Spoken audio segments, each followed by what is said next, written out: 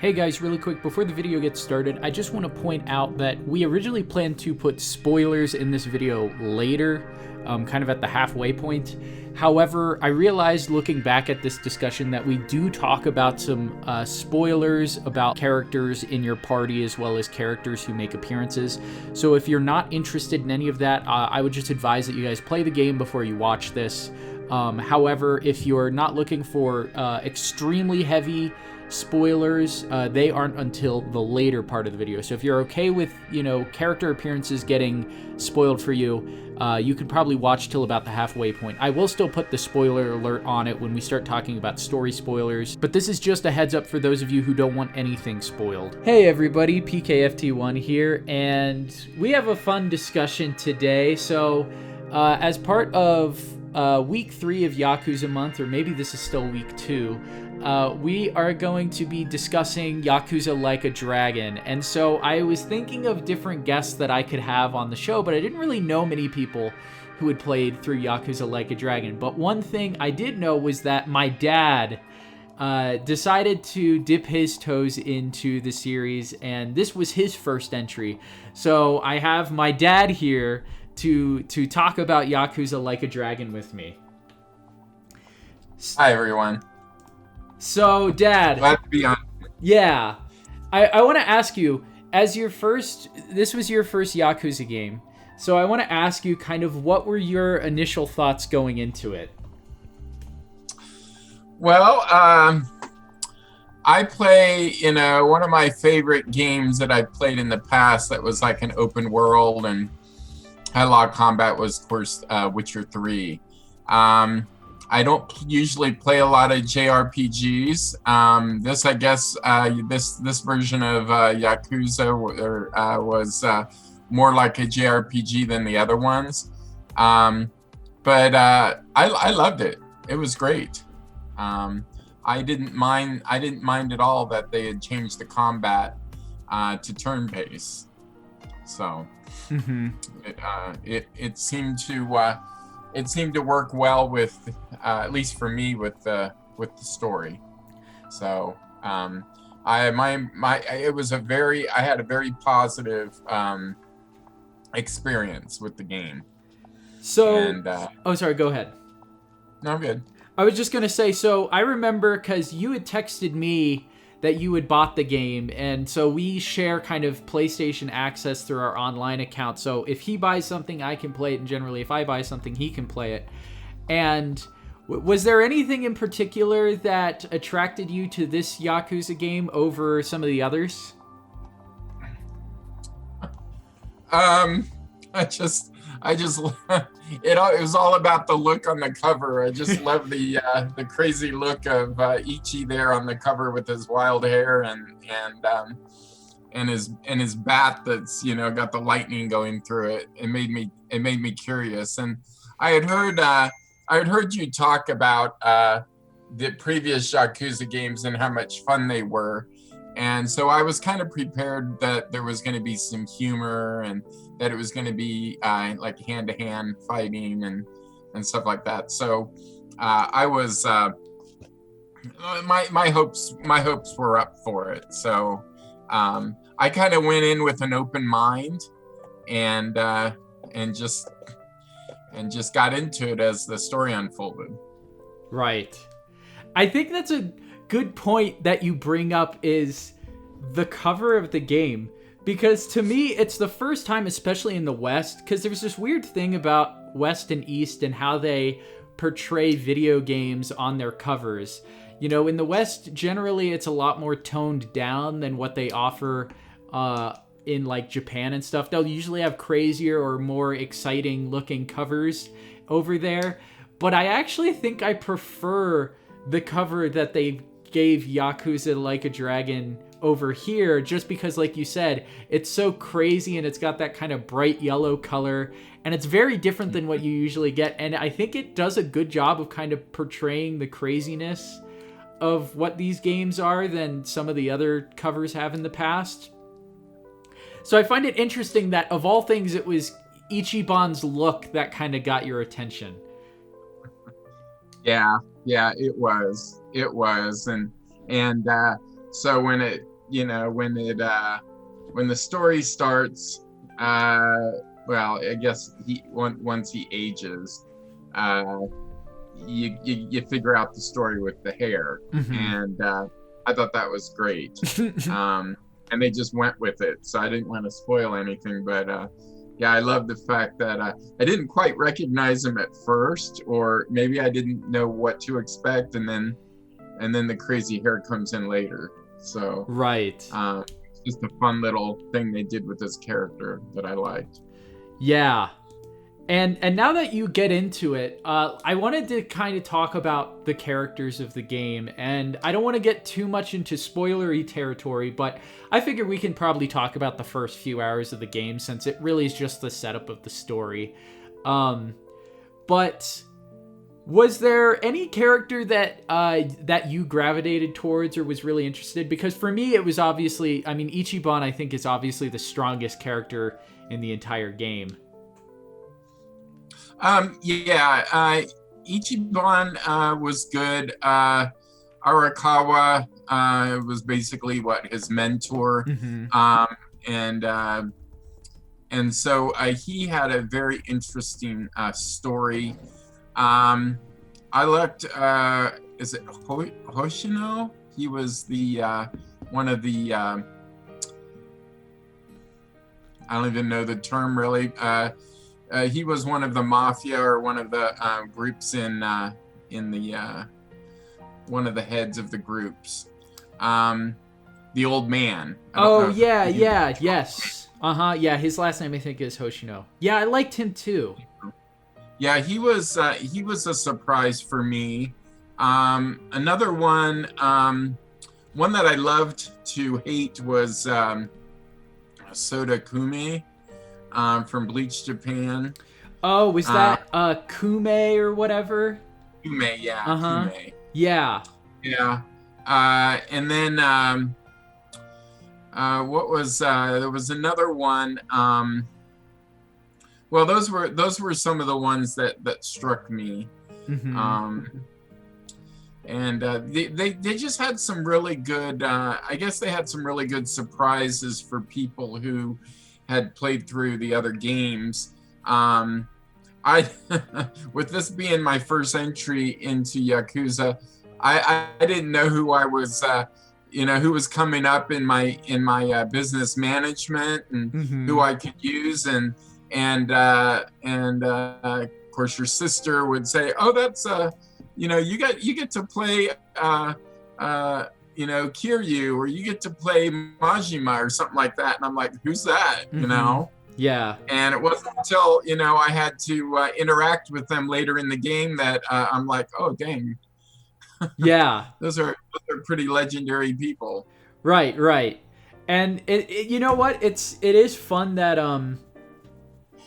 there are references to former characters, but I think what makes it even better is the fact that they don't really rely that heavily on you having to know what's happened in the past. They really set it up as Ichiban's story, and while these characters will make cameos, they're not really that important to the overall story. So to me, I could see somebody going in and, maybe being a little confused, but I don't think it really takes away from them, so long as you just know that, oh, these are characters who've appeared or were protagonists in the past.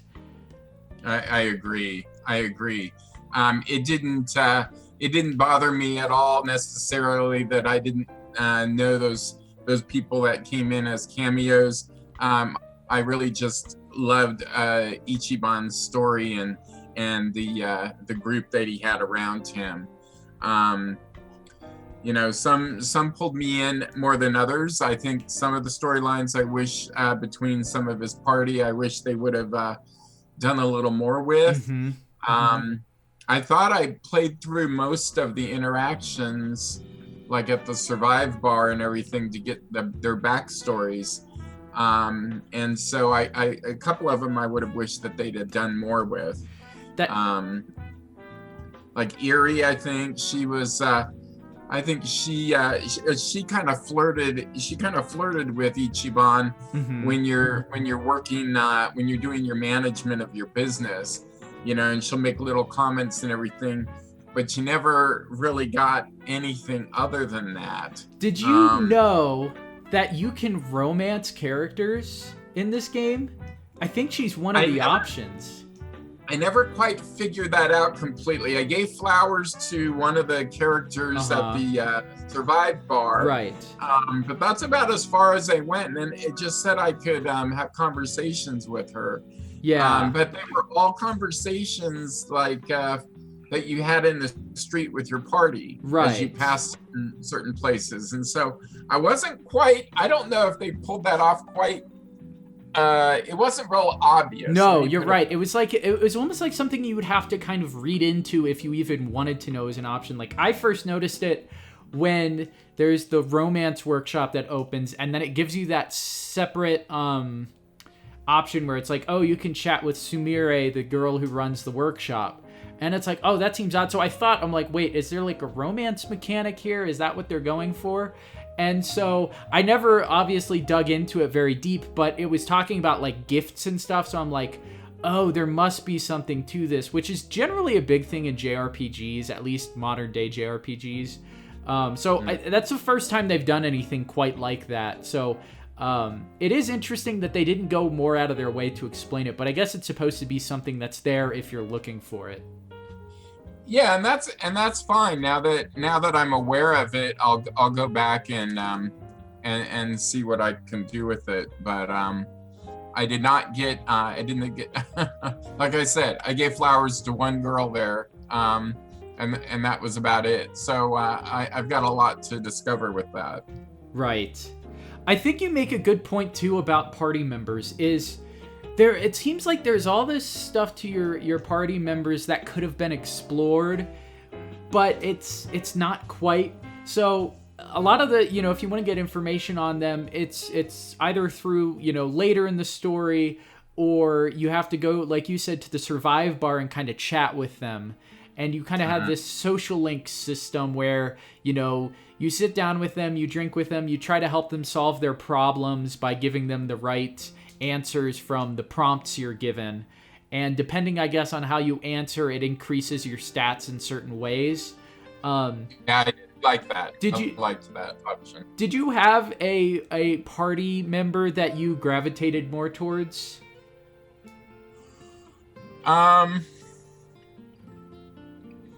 I think Adachi was probably the one that I gravitated, just because you start off with him toward the beginning, him and Nanba. But Adachi, I just liked his demeanor. I liked his he was kind of another almost another mentor. Kind of kept Ichiban in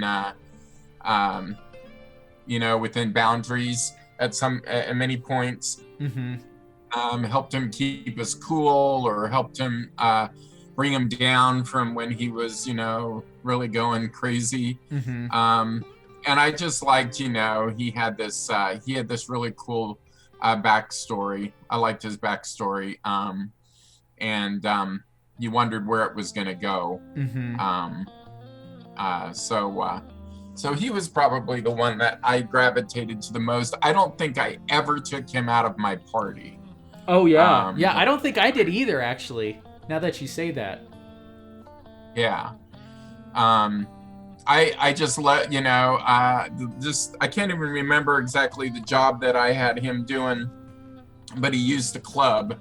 And he was always one of my hardest hitting party members.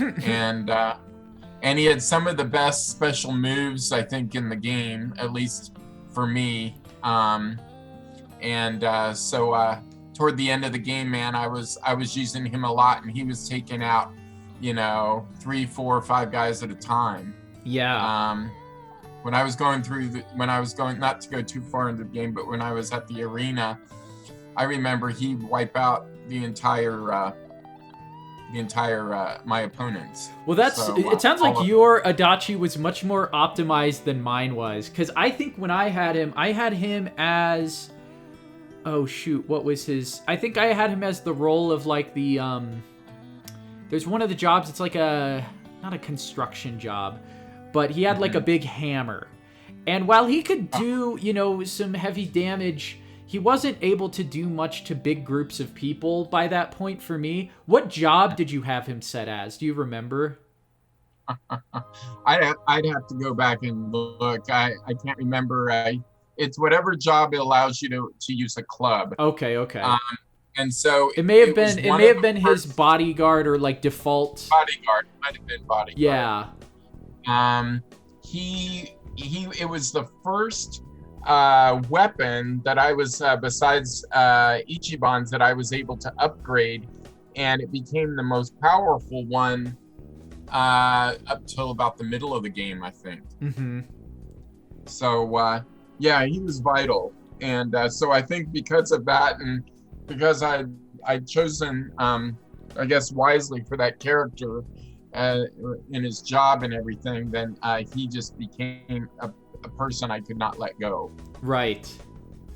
I actually, when I first started the game, Adachi at the very beginning, I was kind of indifferent to, but by the end of the game, after I especially really like his story at the Survive Bar with, and I won't go into too much detail, but he kind of talks about how he's paying this kid that he owes to go through college, right?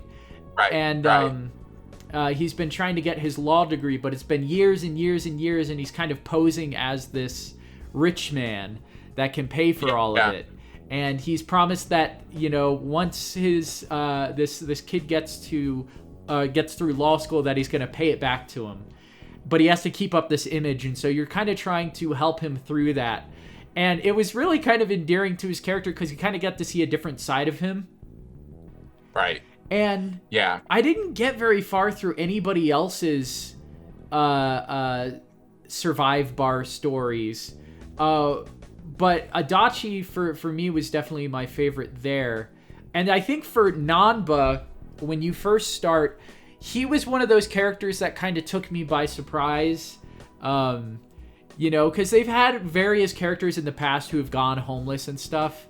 But I thought Nanba was a fun addition just because he's, he kind of plays the straight man at the beginning for Ichiban when Ichiban wants to go do all this stuff, and Nanba kind of keeps him grounded.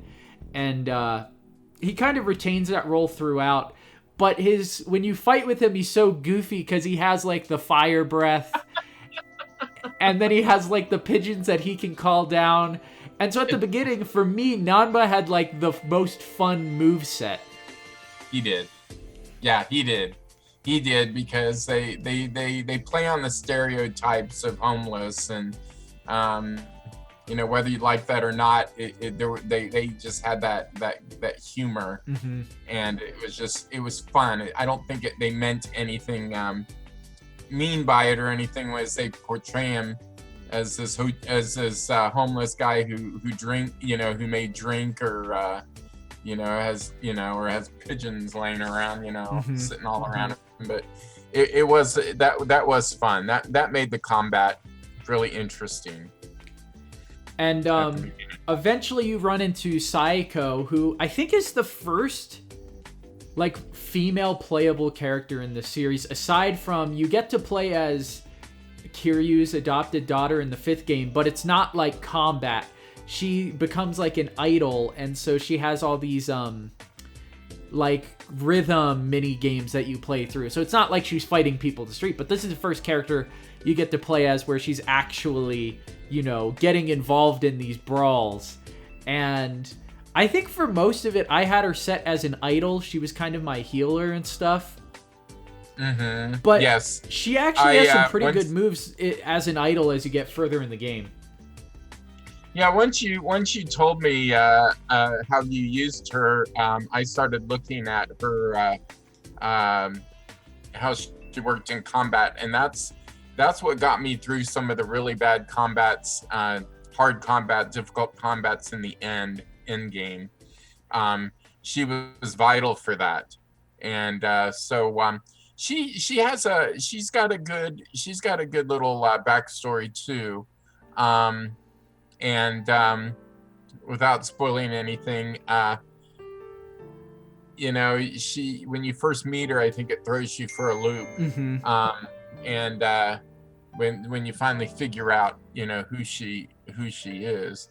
But yeah, I liked her. She was vital in combat too. I would switch her out occasionally with one of the other characters, but she was toward the end there. She was for the most part in my party. Same here. Yeah, I think my last party ended up being it was Ichiban, Adachi, Saiko, and then I switched out Nanba with Eri, but that was okay because she just becomes so vital too. So I mean, I'm sure depending on how you build your party, you could really have anybody interchangeable in there.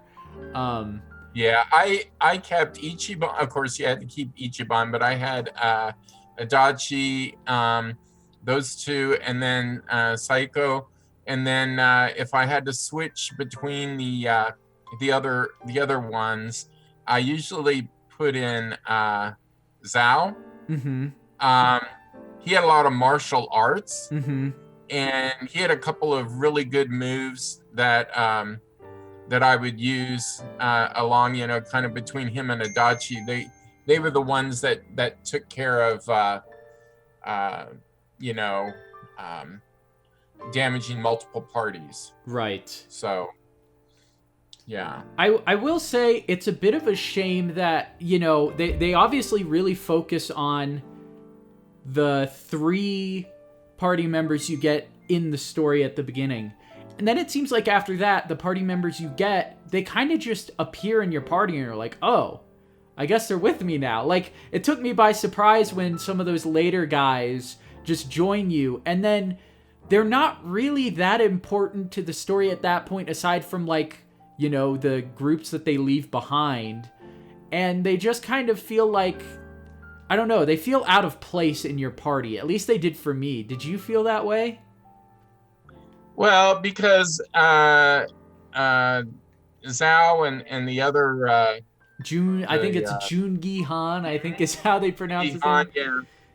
Jungi Han had a very interesting. He was an interesting character, but he was kind of the mystery one for me. Even when you went to the bar to talk to him, I never felt satisfied with his story. That's interesting. Do you mind? It didn't go far enough, I didn't think. I think I'll ask you about that later in the podcast, because I never did his story. But one thing to keep in mind is his character, and I won't say much about it, is in Yakuza 6. But it's unclear if it's the same character or not, because he does not play he doesn't play a good guy in Yakuza 6. So it was very weird to me when he made his appearance.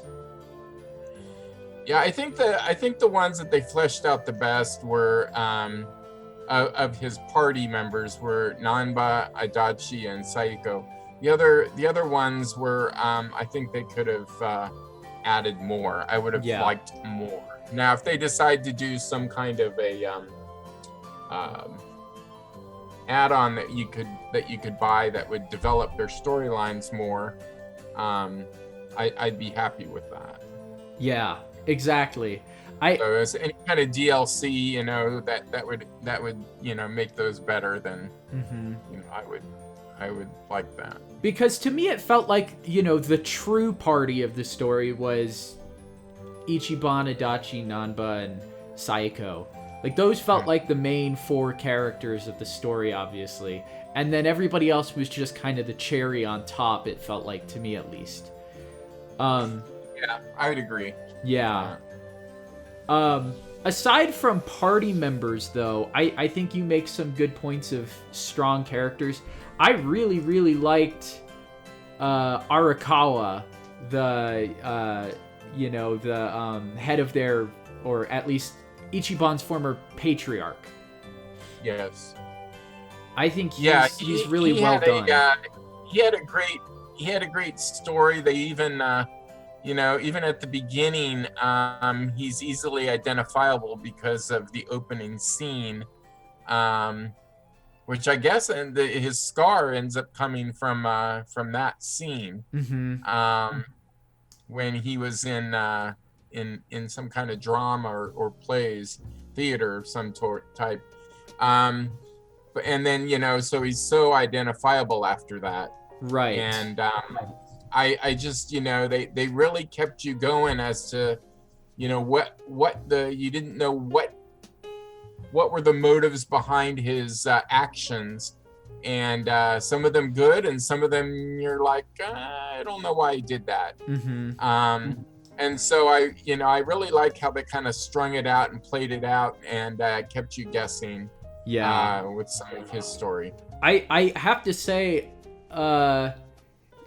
he's definitely one of those characters where the mystery surrounding him is probably, for me, at least at the very beginning of the game, was the most intriguing part. And so when they cut away from that whole thing of Ichiban kind of trying to figure out what happened, and you run into Nanba, I felt like everything just grinded to a halt at that point, because it was, everything was leading up to that, and then all of a sudden, you're in the middle of nowhere with this homeless guy, and you spend, the next few hours just trying to find a job and get money, and then but that was fine, because once they started to get into it and you're introduced to the city, everything starts to open up. So once the story slows down, the world starts to open up. And that really helped me to feel like, okay, now I can actually really just sink my teeth into the game itself and not have to focus so much on the story itself. But Arakawa for me was, probably the biggest thing that really made me want to see the story through, which is a testament to this game, because, they're trying to juggle so many characters. And I think they actually do a pretty good job of making most of those characters distinct from one another. And another character, I'll refer to him as Ryo Aoki. He is a politician in the game, without obviously spoiling anything. He's a character that you really come to. He becomes your adversary at some point in the game. And I've seen so many games where they try to make the politician just, generic evil bad guy. And while he does, I think, have some of those qualities about him, they make you end up understanding kind of his history. They tie him into Ichiban, and they do a really good job of making that relationship between Ichiban and Aoki feel like this really personal kind of relationship, and almost to a certain level of rivalry. And I have to say, I think they do a really good job, at least by the very end of the game, making you understand that character a lot better than they typically would with, the generic evil politician. And I don't know if you felt that way. Yeah, well, you have a contrast between Ichiban and Aoki.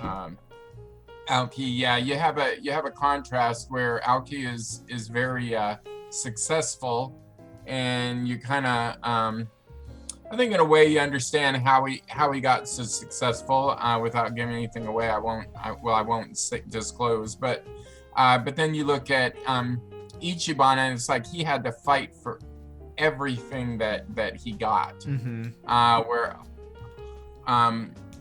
Where his rival, it was basically almost like handed to him. I mean, yes, he was clever, and he knew how to manipulate the system, and he knew how to use his contacts and those people that he knew to get what he wanted. Ichiban just feels like he was literally in the gutter and had to pick himself up and work super hard. And so by the end of the game, you see the contrast between the two. Yeah. It also gives you a contrast of their values, and how Ichiban, which I think I always feel like he's has a heart of gold, Mm-hmm. and do anything for pretty much anybody. And where his rival was, very selfish Kind and of just used everybody to accomplish used whatever he needed. everybody and was just into himself to try to to to get all this power. And so I love that, the contrast, the way they wrote those characters. Mm-hmm. Another, I think, good character is Sawashiro. I think he's Arakawa's kind of right-hand man. I think he's his lieutenant that you Yes. fight a few times. And when you first meet him, he's like such a jerk to Ichiban. And he tries to make you like cut off your pinky finger for supposedly, I forget what you had supposedly done. And then eventually, Well, I mean, it was very trivial compared to a lot of the stuff that happened in the game. He might have like come back late from collecting, or he didn't collect what he was supposed to, and so Sawashiro, is telling him he has to cut off his pinky. I mean, it was pretty ridiculous when you think about it. Yeah. It just shows you the disdain, though, that Sawashiro at the time had for Ichiban. Right. And basically wanted to keep him in his place. Mm-hmm. So yeah, not a lot of good things at the beginning of the game that you could say about him, Sawashiro, but I think he's one of those characters that really has an arc, though, that is probably the most interesting throughout the game itself, at least in my opinion. Yeah, I think when things start to be disclosed, you really can see a good story arc with him. Mm-hmm. I really looked forward to those interactions with him. Right. A lot of the other guys, they were just punks. Yeah, and that's a lot of times in Yakuza, is you'll have all these, there'll be so many characters, and it's hard to keep track of them. But yeah, I think you're right. I think a lot of the other guys, I mean, while they have their moments and stuff, a lot of the other characters kind of serve as adversaries throughout the story. Yeah, some better than others. Mm-hmm. I do like how they have basically a person for Adachi, to a storyline that comes to fulfillment towards the end of the game. And you're able to meet somebody in his storyline that he talks about a lot. Right.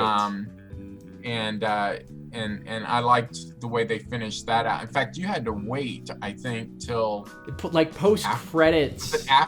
Yeah, to figure out what the heck. Yeah, to finish that storyline out. Yeah, exactly. That's what was one thing that I thought that they were going to continue with that, but anyhow, they sum it up in a particular way, I won't say, but yeah, you're right. They do really make you wait on that story being fulfilled. Yeah. So now that we've talked a lot about characters, I wanted to talk a little bit more. I know we've talked about combat a little bit, but I want to talk about it because I think there are some great things about it, and there are some things about it that feel pretty not clunky, but I feel like could be improved. So overall, I think the combat's pretty fun. It's their first time again doing this, and I think it's a nice mix between having the typical moves that you would in a Yakuza game. When you click on somebody, they perform an action typically how they would in a Yakuza game, punch them or hit them with an object. Or they'll pick up an object if they walk into it and use it to attack them. But then they also have all of your, special commands, which are a little more flashy, and you can do a special move like we were talking about. Namba can blow the fire, or you can have Adachi, run into a group of people, or you can have Saeko do some sort of buff where she does some little move or whatever in her idol outfit to encourage people. Or you'll have somebody like Eri, and she can throw thumbtacks at everybody. And so those kinds of things I thought were really fun additions to the combat, because with the whole job system, you can really make everybody feel unique as their individual character and have them have very specific moves to them. And they give you a pretty good variety of moves. I was actually surprised how many moves you could get. What did you think overall of the combat? Well, just so I could get a contrast of how Like a Dragon combat works versus the other Yakuza games, I started playing Yakuza 0. Mm-hmm. And I have never been good at button mashing for combat. Mm-hmm. I know a lot of people like that because of, the arcade games that you could, whether it's, I don't know, throw some out there. Are you talking about like the Sega arcade games, like Outrun? Yeah, like or... the Sega arcade games where you had the button mash for the combat. Like Streets of Rage. Yeah. Or there's a lot, like you have stuff like Battletoads, or there's a lot of old beat 'em up games. But yeah. So I really liked the way they did the combat in this one. I liked how you could pick a move. You had to kind of strategize depending on who you were fighting, and so I liked the variety that everybody had. Nobody was particularly the same as another person when it came to their combat. I mean, hand to hand, if they're, you're using your club or whatever, but they had some really creative moves, especially, with their special moves, which I really enjoyed. Adachi has a really good move. I don't know if you got to see this one. It was called Hell on Wheels. I don't think so. That was particularly funny one, and it was brutal in combat. And so I ended up using that a lot. Mm-hmm. One of the other guys, I think it was Zhao, has a move, a special move where he uses a ladder. So it reminded me of Jackie Chan, people like that. And so you could take out multiple enemies with these moves that they had. Mm-hmm. And so I enjoyed the combat. It made it not so much if you're good at button mashing or remembering, do you hit X or triangle or whatever at a certain time. It was more being able to strategize and say, this is how I'm going to attack this particular group of enemies. I think you actually make a good point there, where a lot of the strategy wasn't necessarily into, finding their weakness or whatever. At least for me, you're right. It was more about how do I position myself to take out this large group of enemies without, them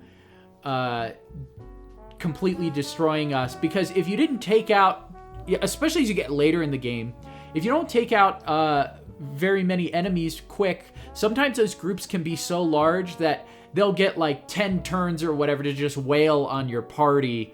So a lot of times for me was just trying to figure out how to take them out as quick as possible. And then I would look at the guys that you're up against, and of course the beefier ones, the higher level ones, I would try to take out first because they usually swung harder, and they were they had more hit points. So I mean, that's probably a given for most people, but I just really I struggled at first, and I ended up having to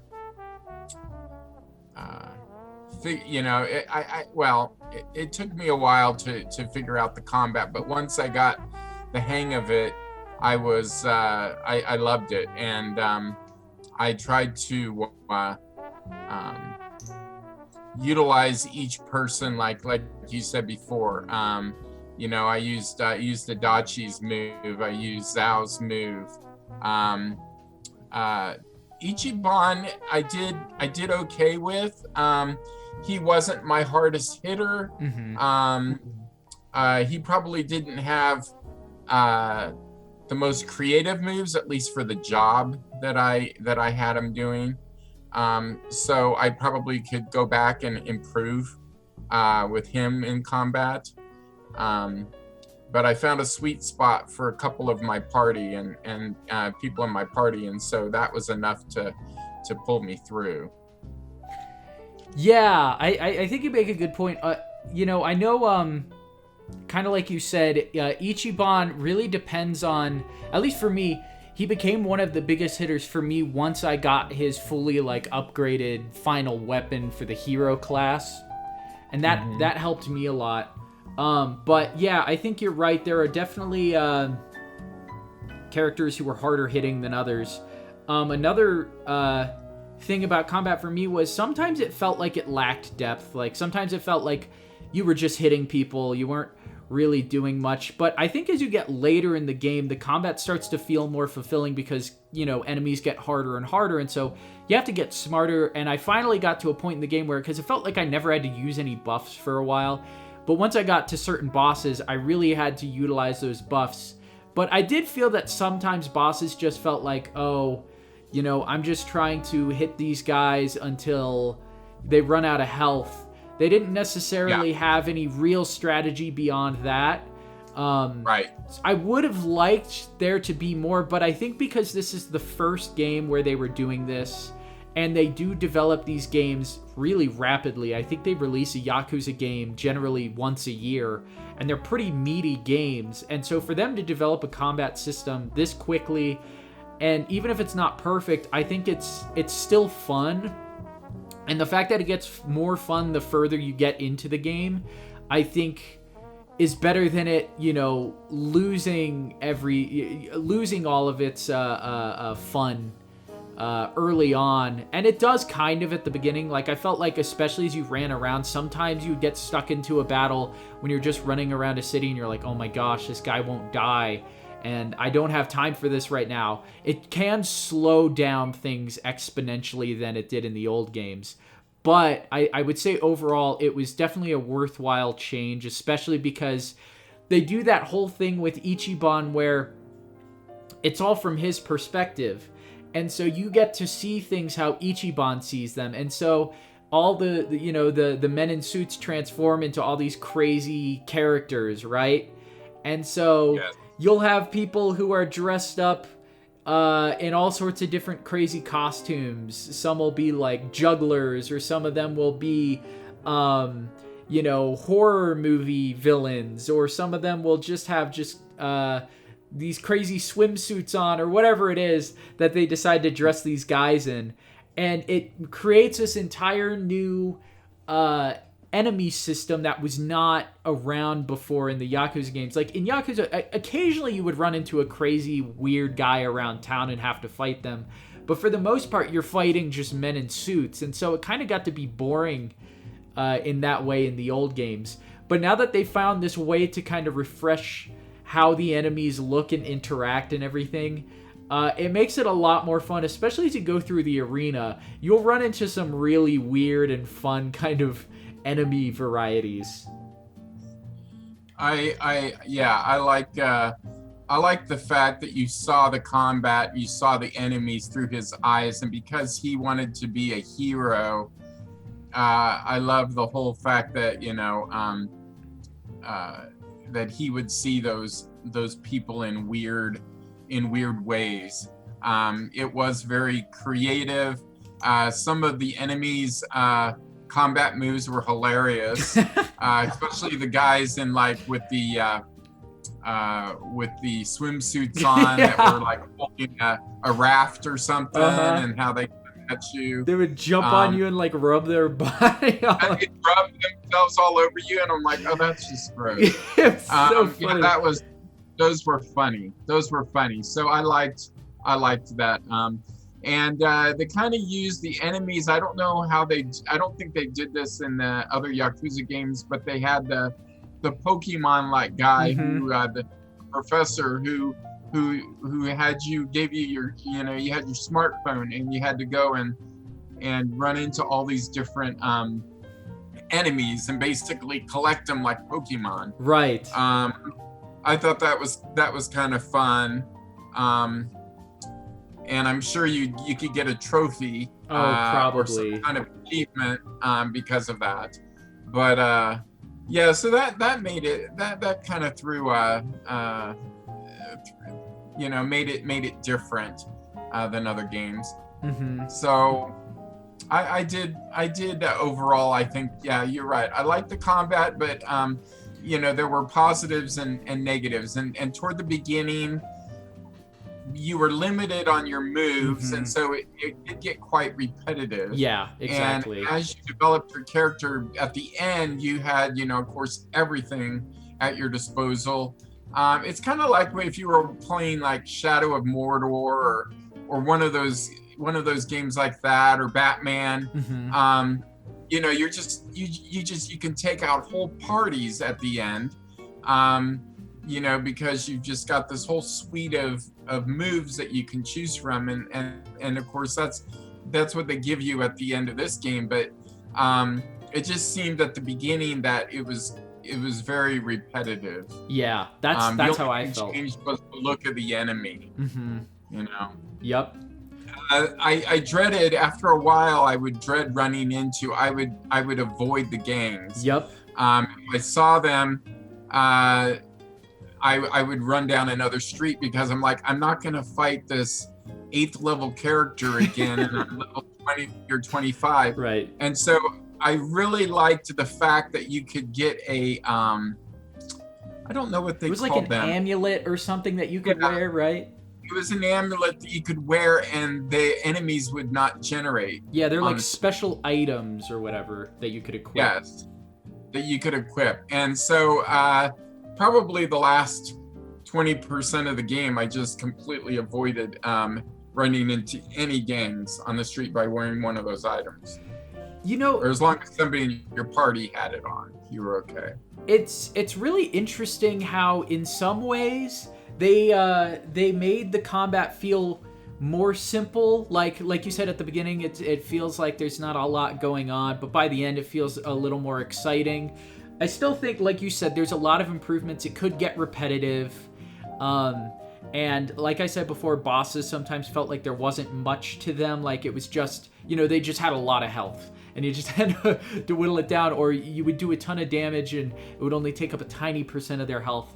And so sometimes battles could be really drawn out, especially near the end.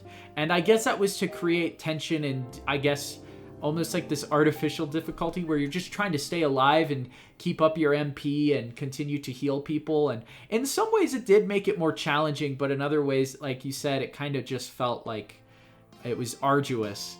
But and I felt that way about the dungeons. Yeah, don't get me started on those. Not so much in the buildings, but when you were down in the sewers. Sewer. Mm-hmm. Those were very boring to me. I mean, I could have fallen asleep. Oh, I did, yeah. So long. Those were the worst for sure. Yeah, that was probably the worst part of the game for me, was going through those sewers. Yeah, I hated those. And especially that one time, I think like the first time or something you go through them, and it took forever. There were like 5, 6, 7, I don't remember how many. There were so many floors to it, and it just felt like it was never going to end. And I probably spent, I don't know how long I spent on it, but I was like you said, I was falling asleep through it, and it was just like, I just want to get through this.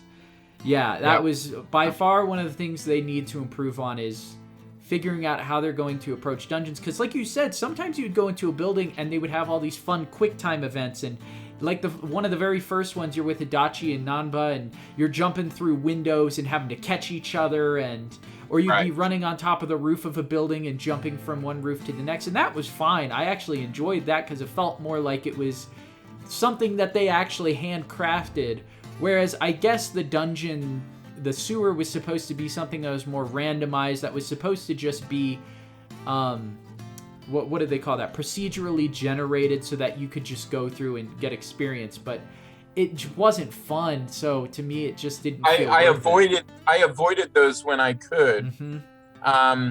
I know later on in the game when you go to a different town, and down by the river they had a sewer entrance that you could go in and level up. Mm-hmm. I avoided that. I think I tried it once and it just was not worth it. Yeah, I went in and luckily I was in and out. It wasn't as long as a couple of the others early in the game. So yeah, the sewers were not my favorite part of the game, but the buildings, when you were in some of the big skyscrapers and you were going floor to floor, Mm-hmm. you're right. It kind of reminded me in a way of some of the Uncharted action sequences, when you're catching people by the arm and they're hanging off the edge of something. It kind of reminded me of that. So it still had that kind of feel. Mm-hmm. And so I did like those dungeons, so to speak. I'll say one more thing about combat. I really enjoyed all the special. So you had your tag team moves that you could do with people, and then you also had the pound mates that you could call, which were some of the best. They were like summons, from the Final Fantasy games or whatever, where you basically call on some character from either a sub-story you completed or somebody you met along in the story, and they would come along with their own special move depending on who it is. And some of those were great, and in fact, some of those were probably crucial to beating bosses for me, just because some of them would do so much damage. And a key thing about some of those pound mates is that in order to get some of those pound mates, you had to do sub-stories. Mm-hmm. Yeah. So you had to do some very unique sub-stories. And I was really surprised at some of those pound mates. They were, I can't give it away, but there was some really weird stuff. Mm-hmm. I don't know if you remember the one that was the nursery. Oh yeah, I think that's the one of the very first pound mates you get. Yeah. Yeah. It's great. There's some good animals too, though. If you do some of the sub stories that involve animals, you get a couple of really good pound mates there. I think I've seen the cat one. Yeah, that one was pretty awesome. The cat was good. Then there's the Nancy. You have to do the Nancy sub story.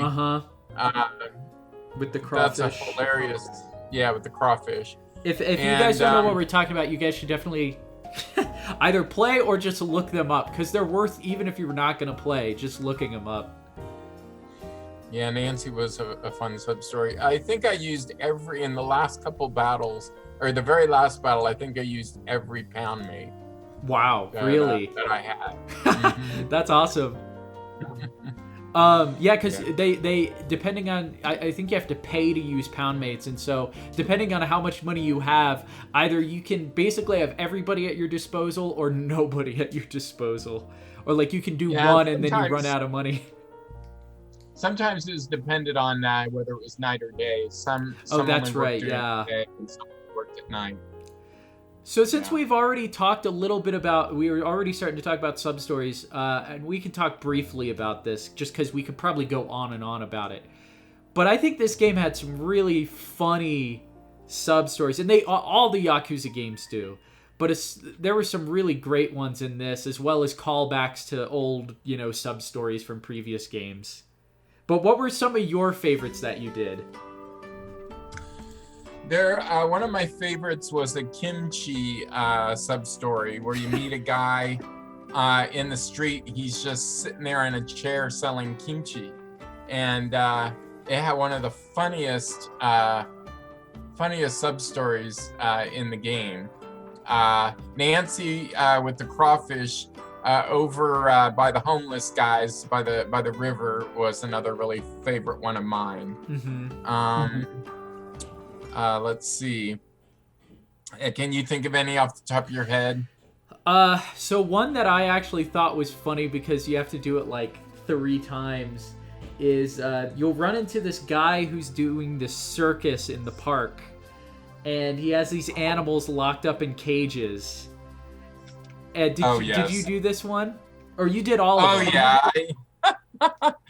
I did that one. Yeah, that was a fun And one. each Uh, time you do it, the animals will they get out of their cage somehow, and chaos will ensue or whatever. And so no, each time you run by them, you'll have a different crazier animal. did you do the one with the robot vacuum cleaner? That one was probably my favorite that I played thus far. Was Oh the my that gosh. one was hilarious. And I'll say from this point on, we'll probably start talking about things that people would consider spoilery. I apologize if there were some things already. I'll make sure to put something at the beginning of the video just in case. But from now on, we'll probably just start talking about sub stories as well as the main story. So from this point forward, we will be covering spoilers. But go ahead if you wanted to talk about any of those sub stories in detail. I just the reactions in some of these, like the kimchi, when you run in you well, let me just put the kimchi one earlier in the game. I ran into this old lady who was trying to cross the street, and you want to help her. You just think, oh, okay, you're the good guy, and you want to help this old lady across the street, but she won't go across with you, and you're trying to figure out, okay, somehow I'm supposed to motivate her and help her get across the street. And then later on, I ran into the kimchi guy, Mm-hmm. and you buy kimchi, and I'm like, what am I going to do with this stuff? That was the same with me. And Because the way that they do it out of order, like you run into the old lady first and then you run yeah, into the kimchi guy. That's what got me. Was I didn't even realize they were part of the same sub story until later, and I was like, oh my gosh, I can use that to get that old lady. yeah, it is a lot. It is a lot of fun. And I just like the animation where you have them try and eat, you have them eat the kimchi, and they just go crazy. Oh Um, yeah. so that animation, that was fun. Mm-hmm. And then the whole thing with the professor with the robot. That Um, one was so funny. Because you run into him and he just has like a small robot, right? yeah, Or he has one like one of those programmable. like a You Roomba. see him at Target, a Roomba or whatever, and he's showing you. Yeah, I want to make a big one. Well, he didn't tell you it's going to be like street size, I guess, and the thing is huge. And so you're like, you have to fund his robot, and then later on he has you meet him somewhere, and in the middle of a street, and just things go crazy. It's so funny. It's great. That yeah, that Love one those stories. that one for me for sure was one of the best ones. And I definitely, yeah, I had all sorts of fun with just a lot of the sub stories in general. One of the weirder ones that I remember, you run into that girl who like recognizes you, and Yes. I forget what her name is. But she starts talking to you like she knows you, and that she knew you before, and you saved her or something at some point, and that she kind of knows you. And so Ichiban's confused because he's like, I don't recognize this girl, but I must know her because she knows my name. And so you decide to basically take her on a date, and so you like go to the arcade and you get something to eat, and all these people are giving you weird looks like, why are you buying Yes. stuff at the, for somebody across the table from you? And you realize that there's nobody actually there, that you're basically, I assume you're seeing a ghost of this girl. I had never figured out that sub story. I thought it was gonna go somewhere. That's what I thought too. I thought maybe it had to do something with a romance, like you were romancing, because you had told me at one point you could romance characters, and I thought, oh, okay, this is going to be one of those. Right. And it just threw me off. It was so strange. Yeah, It was such a strange story. that was the thing for me was, and I guess it must, from what I understand, it must be a thing where a lot of the Yakuza games will have a sub-story with some sort of ghost in it. In fact, I was just playing through Yakuza 6 and I ran into a ghost character, but I never finished the sub-story. But so I guess it must just be a recurring thing where they put ghosts in, but it just seemed very odd that they specifically used this girl who like knew Ichiban, and they kind of talked about her backstory, and then she like disappears and tells you she like fell in love with you or whatever, and so you kind of feel bad for Ichiban by the end of it. Kind of wish that they would have developed that more, done more. I mean, it was just one that was Right. you were in and out of it, and you were like, "What?" It was a very odd sub story compared to what they usually do, and they had a lot of like unique kind of, not necessarily unique animations, but it felt like they put more effort into it, which is why I thought, oh, there must be like a follow-up sub story with this, but there's not. Right. So, I mean, just the way the story was going, you were kind of invested in it. right. And they made certain points to point things out in the visuals, and you're like, okay, that's interesting. Okay, Yeah. that's interesting. And the next thing you know, you're like, oh, it's over. Yeah. What happened? All I wanted to know was more, and so I bet, because there's a thing that the Yakuza team does a lot, where if there's like a sub story or a character that people like a lot from sub stories, you'll typically see them later in like a future entry of the game. Like for instance, there's that whole sub story with Ono Michio, who's the little mascot with the orange on his head. So there's a great sub story. There's a sub story in Yakuza 6 where you're Kiryu and you're walking around the town you're in, which is Hiroshima, and you run into this weird like this giant orange head, laying on the ground, and this guy walks up to you and tells you that he's trying to create a mascot for their town. And so he wants you to basically don this mascot costume because he lost the guy that was who played the character before, and so he asks you to go onto this like TV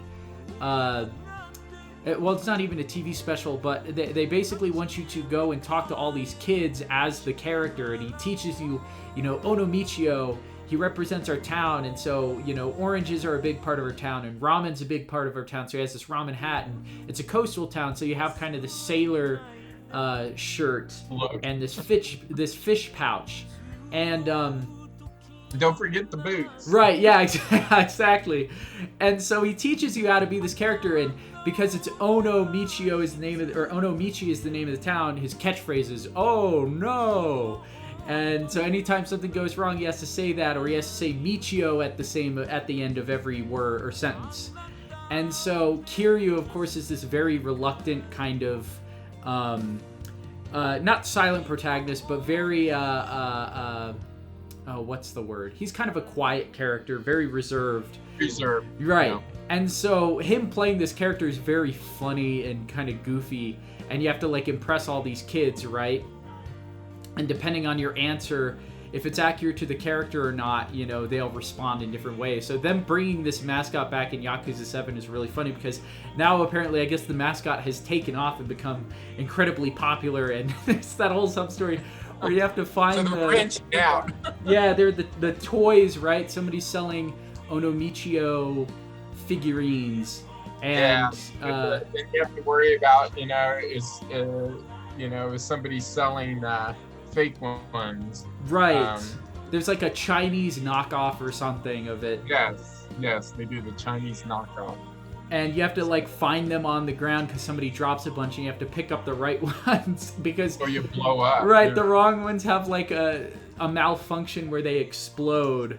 The knockoff ones. I that one really made me laugh, especially because you followed up where you run into the guy dressed up as the fake mascot later. Yes. Yeah. That's a good little side story on that one too. I liked that without giving anything away. You have to make it all right for Yeah. That was a funny little thing to throw in there. And a couple of the sub stories were more serious. The little girl who's collecting donations for her brother. Yeah, that one was pretty good. And then there was another one where you're helping a tour guide in Chinatown, and you're trying to help her remember she's got to impress. She doesn't want to lose her job, and she wants to impress her parents who are on the tour. And so you're there to kind of help her remember things. So she'll go over some things with you, and then you have to go back and remember them, and choose the right line at the right time in order to successfully complete the sub story. Right. So, and yeah, like you said, like some of them are just goofy. Some of them, like you said, are more heartwarming. Some of them are just kind of weird and different. But for the most part, they're just fun to see through, and you know they never let you do it all at once. You usually have to. It's broken up into chapters, and so you run into somebody here, and then you'll run around town for a while or do more of the story, and then you'll run into them again. You're like, oh, I forgot about this, and so it's kind of fun when you return to like some zany character or whatever that you'd almost forgotten about, and you're like, oh yeah, where was this going? And it'll just randomly trigger as you run around, or sometimes you'll see them standing around and you go and talk to them. So I think sub-stories overall, like in all the Yakuza games, are some, like, if not kind of the heart of the entire series. And it's fun that they can turn these seemingly just kind of generic NPCs or whatever into the best part of Yakuza. And I think it goes along with just like city exploration in general. Did you do a lot of just like running around the city or looking at things? Oh, I did. And another one I really liked, and you get really good rewards for, is you're looking for cats. So that in order to do that sub story, you have to be really work at the part-time hero game or part of the game. And you get to a certain point where the guy who recruited you to be a part-time hero asks you to go look for 9 cats. And, oh, that's right. Yeah, I do remember that. And so you're walking around town just playing the game, and you'll hear this meow. And you're like, where is that coming from? And you got to go to some really remote parts of the game, back alleys and corners, under tables, in all kinds of weird places, sitting on an air conditioner, or something that you wouldn't spot right off the bat. And you have to do some searching until you find that cat, and you have to get 9 of them, and then he has you go and find another one at the very end. But you get some really good rewards for that. And then apparently there's one I haven't done yet, but I know about, is these statues that are spread out all over the city. I believe you have to take photographs of them on your phone. Oh, and right. These are the Kappa statues or whatever, right? Yes, the Kappa statues. Yeah, I think I have seen those. You'll notice them every once in a while, but then you got to remember where they're at and go and take pictures. So that's those are very rewarding. And another one of my favorite ones was Mr. Masochist. I started that one. I never finished it though. Oh, you got to do Mr. Masochist. I got to the point where he was like leaving the like the S&M place, and he's just like, yeah, maybe we'll try next time. I wasn't really feeling it, blah blah blah. And then they're talking about, man, we used our toughest girl on him. And so have you so the next part, I think you have to go to the park. There's a little park with a swing set over by the river, by the homeless, by where the homeless guys live. There's just a little tiny park with a swing set, and you'll find them over on the swing set, and that's a good part of the story, of the sub story, Mr. Masochist. Yeah. One more that I liked that was just kind of interesting is the one with the homeless old man who builds the bookshelf, and you have to help him build the bookshelf for the kid. Yeah, and the nails are very specific, the nails that you have to get. Right. I always wondered, because I was getting nails, or you could buy nails, and it wasn't working. Nails that they want you to get for the sub story. Right. Yeah. So keep that in mind, anybody who may be playing or runs into that sub story. Yeah. So you can't just have any lumber, and you can't just have any nails. It comes from a very specific thing in the game. In fact, I think it comes from two different areas. You've two run different into two yeah, different situations where you yes, end up where obtaining them. yes, yeah. So that one took a while.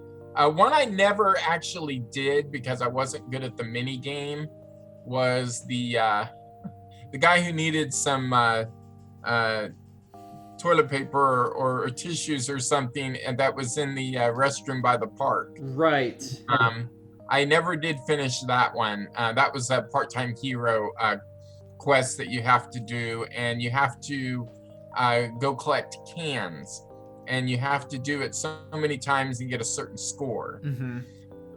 So that one, that one took a lot of time that I never did do. So he's still sitting there in the bathroom waiting. I never got it done either, so you're not the only one.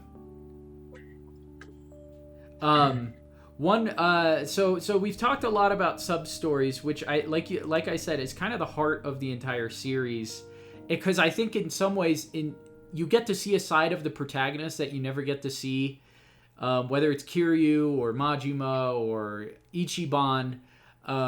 You get to see them in these silly situations, and you kind of get to see how they'd respond. So instead of it just being this dark, brooding story, it balances it out with all these fun situations. And I do think, though, that you have that, and then you also have to balance it with the overall story. So I wanted to kind of jump into the main story, and again, we can cover spoilers here now. So overall, how did you feel about the main story? I was surprised at how detailed it was. I hadn't played any of the other Yakuza games, and I didn't realize how many cutscenes, how much story it was going to just share just by watching it. It was right. I was really surprised. After a while, I got used to it. Some of it I found very interesting. There were a couple times where it got a little slow. Yeah, it can be a lot. One problem I would say with the series is, and it's probably, again, because they only have really a year or so to produce each game, is they rely a lot on exposition. So you have a lot of characters just telling you these really long, detailed explanations of things that you may or may not have a very deep understanding of. And they'll use a lot of the terminology, and they'll tell you, generally they'll like restate things, but sometimes it can be hard to follow when they're just like, yeah, and then this guy who you don't know did this to this guy, and then blah blah blah blah blah, and they'll go on and on and on. So yeah, that's definitely something that can hold back the story, I think, every now and then. But overall, I really liked the story. I liked Ichiban's arc. I liked where he left off as a character. I liked his interaction, or how his story developed with Arakawa, and then how it kind of interacted with the politician that you end up hating in some respects, or feeling sorry for in other respects. I liked how they tied the story together with some of these legendary characters who they bring in maybe 3/4 of the way through the game. And how you end up having to fight a couple of them, and a couple of them, like, I think you have to fight Kiryu like twice. Yeah, I had to fight him multiple times. I think. Well, you fight him with another guy, because they kind of team up on you. Oh wait, no wait, I think that's Majima. Majima and Majima. Yeah, Majima is kind of sworn brother Saejima, who you meet later in the series. That's who it was. Sorry. No, you're okay. Yeah, Majima. Oh my, that was a hard. They were tag teaming, and they have a tag team move that will just kill you in that fight. I would say that's the hardest fight, I think, in the entire game. I think it was the hardest fight for me too. you had to know, you have to make sure that you go in with a good strategy. That was, I think, when I really started to depend on the healing, on one of my characters to heal the party Yeah. in order to get through that fight. You can't rely on any kind of drink or food or something to help you through that fight. You have to have her heal the whole party because they are brutal. Yeah. They hold no punches. Yeah, for me it was like, I mean, that person, whoever's the healer, just becomes exclusively the healer that entire fight, because they don't have the chance to ever throw in a punch, because by the time it gets her, everybody is in dire need of being healed. Yes. Yeah, I think that fight I had to do like 3 times. Yeah, I had to do that quite a few times. I don't remember how many, but it was quite a few. Because I went in completely under leveled, which must be a thing for most people. You know, you're at like what, level 20, I don't know, maybe level 28 by the time you get to that fight, if you're not really thinking about it. At least I was.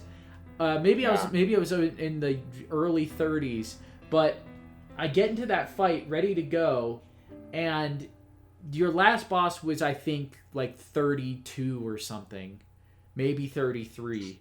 And you get into this fight, and then Majima and Saejima are both level 50, and you're like, holy crap. And so I had to go back and level up a ton. So you have to level up like 15 levels or so just to get to that fight. Or be I was prepared fortunate. I was fortunate because you were ahead of me in the game, and you would tell me don't do this until you're at least this level. And so I had the advantage of doing all the leveling up ahead of time, and so you helped me so I didn't die so many times. And so it didn't take me, like, I think I probably would have to go back and replay the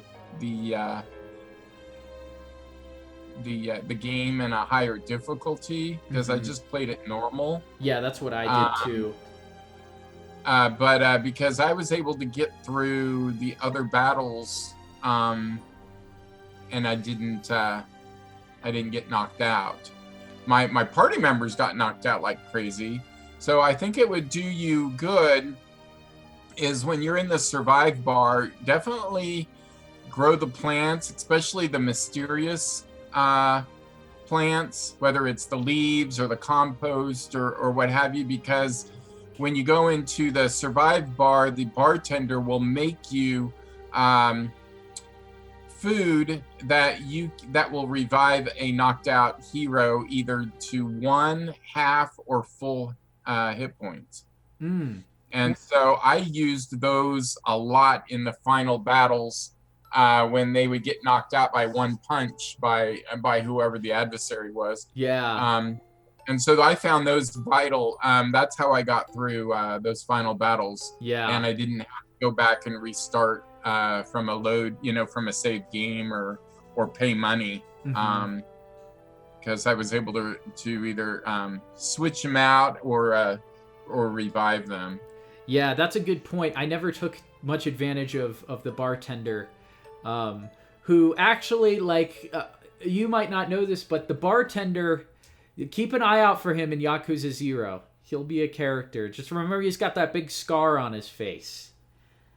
So kind of, I guess, like Arakawa has a scar on his face. So, but yeah, you'll probably run into him in Yakuza 0. But he's kind of a mysterious character because he's you haven't seen him in a long time, so you're curious as to why he's this bartender. And I don't know if he ever explains anything. I didn't ever have him tell me much, and nobody recognized him, so I was like, okay, well, I guess he's just mysteriously here. But anyhow, yeah, no, I think a lot of the bosses are interesting. Like you said, you have all these, characters from past games, and you have some fun fights. You never actually have a fight with Arakawa, do you? Himself. No, you do not. You do with his son. all of his lieutenants. Mhm. You fight all of his lieutenants. Yeah. You know. And yeah, you have guys. I think a big part of the story is, you're in a new city that you've never been in the series before. You have the Omi Alliance, which it really focuses on. Typically, the series will center around the Tojo clan, but the Tojo clan is a pretty small part of this entire series, or of this entire game. It really focuses on the Omi Alliance and the other groups. They call them the Ijin 3, right, that are in Ijin Show. So you have the Korean Mafia. I can't pronounce. It's like Gyomojul or something. Yeah, the Korean, And then you'll have the Chinese Mafia, which is the Lumang, and then you have oh shoot, what is the Yakuza family in the one with the old man. Seiryu clan. And they play it up like that. Basically, they've built up what they call the Great Wall of Muscle, right? So nobody has attacked the city or tried to enter into the city because these people have basically taken over the city entirely. There's no way of getting through, and they're basically on edge of war with one another. Mm-hmm. And so you kind of have to get to know throughout the story all three of these guys who run the city, these people who run each clan. And each of them are pretty interesting in and of themselves. Although I think you're right. I think the most interesting of the three is Hoshino, the older man. And kind of this weird relationship he builds up with Ichiban. You find out all this stuff about him, about his ties to Arakawa, and Arakawa has every reason to hate him, and you find out all about this stuff from the beginning and how he's tied into everything. But at the same time, they still make him a likable character, even though he's technically probably one of the the darkest characters in the entire game. Yeah, and they, and he, they go more in depth with him and his backstory than they do either of the other clan leaders. Yeah. The Korean clan leader, she's, you don't get to fight as her, and you don't get to know as much about her as you do the Kiri clan leader, patriarch. So so that's a good story, though. That the whole dynamic of the three groups becoming the wall of muscle, and how the story goes in trying to break that down and basically punch a hole through the wall of muscle and to try to take over that town. It's I like how they wrote that story. And sorry, go ahead. No, you have to enter into each clan's area, or each I don't know what you call it. Like the Kiryu clan. You have to go in there, and you actually have to do some things. First, you'll run into all the leaders, and then they basically will give you a mission, or it'll extend the story out. And they end up, I guess they'll end up becoming your allies. But man, you got to do a lot to get them to help you. I would say that's probably where the story is the slowest, is when you're going through each of those, at least for me. And it picks up after that, because you'll eventually find out, because you have multiple mysteries going on. So from the beginning, Ichiban, he basically goes in jail in place of what you assume to be Shibusawa. I think that's his name, right? Turns out... And then you'll find out, without giving that away. Yeah, and that's fine, because we can talk about spoilers now, so... So you end up going in place of Arakawa's son, you find out later. And so, the whole mystery of Ichiban trying to figure out, what happened while he was in prison. He was being written to by Arakawa, his patriarch. And then after he got out, nobody was there for him. And I think the beginning of the game is a really strong opening as to really making you feel for Ichiban. And you see how loyal he is and how he just feels completely betrayed by everybody. And It's a really great opening, and you also have that very beginning cutscene of Arakawa when he was a kid, you know, and you kind of find out about his own backstory with the Peking duck, and that, that continues to be a thing that appears throughout the game. It does, yeah. And then you find out eventually that when you get there that all these clans are kind of keeping an eye on you. You wake up with this yen bill in your pocket that's only printed on one side and has blood all over it from when you get shot by Arakawa when you show back up. And you don't know why he did it to you. And so that whole mystery to me was what really kept me going. And I think they do a pretty good job of keeping it really just like keeping that mystery hidden. It's not obvious. There are some other games where the answer seems really obvious, but in this case, it kept me guessing the entire time. Well, they kept pulling back like layers of the onion, and so you thought you'd had the whole story about the that bill, with the blood on it. You thought, okay, that's what it is. That's right. And then you find out more, and the Kiryu clan leader, tells you a whole backstory about him and about the bill and everything, and then it just becomes really fascinating. And that's when you learn everything about it. But up until then, you're given pieces, and you think, okay, well, that's nice, and that's interesting. But then they just keep building on it and peeling back those layers, and makes it that much more rewarding. Yeah, and I think for me that as you go through, obviously you run into other characters, and so when it does slow down, you are being introduced to a lot of party members. So Nanba, he kind of recovers your body and saves you and reveals that he was like a nurse and everything. Adachi is there who, he has been investigating things himself, and he knew about you, and that's why he was there to pick you up on the day you get out of prison. And then Sayako, of course, ends up being tied into it because of what happens with her father and sister, and then the guy who owns the brothel or whatever, he ends up getting killed. And she used to work for him at the cabaret club he ran. And so it is interesting how all these characters kind of end up getting tied into things with Ichiban for their own reasons. And you find out later that Nanba actually... This subplot felt very weird to me. Was the big Nanba reveal that his brother was like a journalist or something? Who was like looking into the... Because the Koreans have been counterfeiting these yen bills. And so his brother was investigating it, and I guess all the secret of the city is essentially that they're all basically in on this counterfeiting scheme. And that's where Arakawa's son, Ryo Aoki, is getting all his, money and leverage from this ability to not only manufacture money, but also pay off people and then use that as leverage against them so that they can't, go against him. So the counterfeit bills are very important to the entire story. And I'm trying to remember where I was going with this.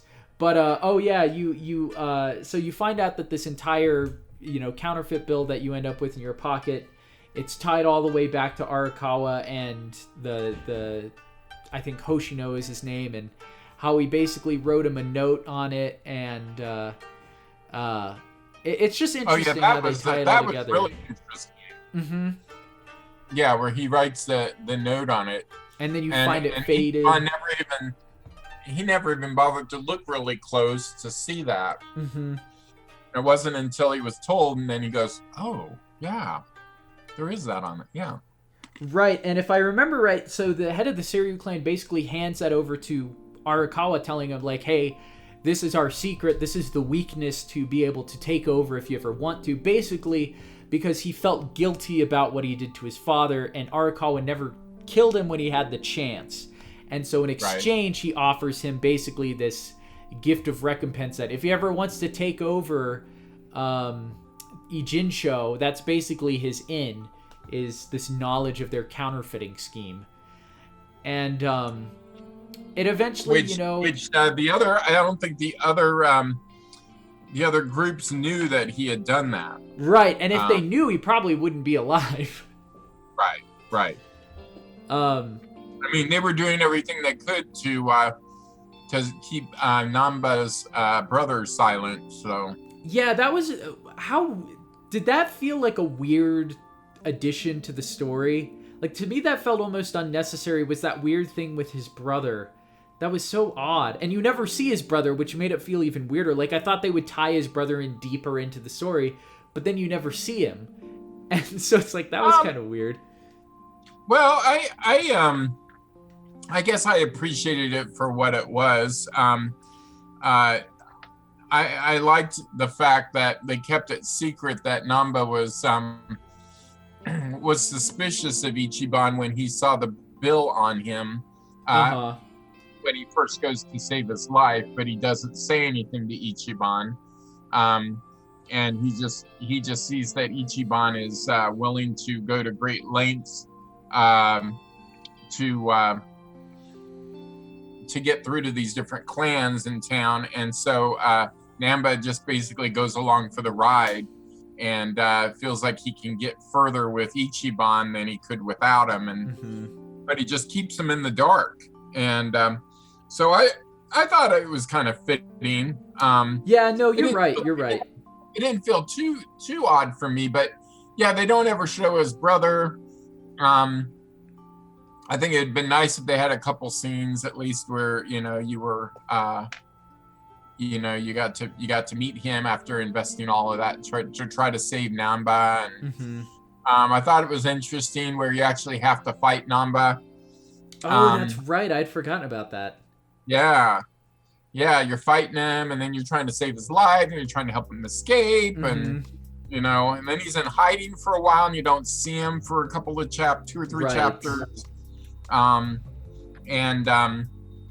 then he comes back and he's way weaker than the rest of your party.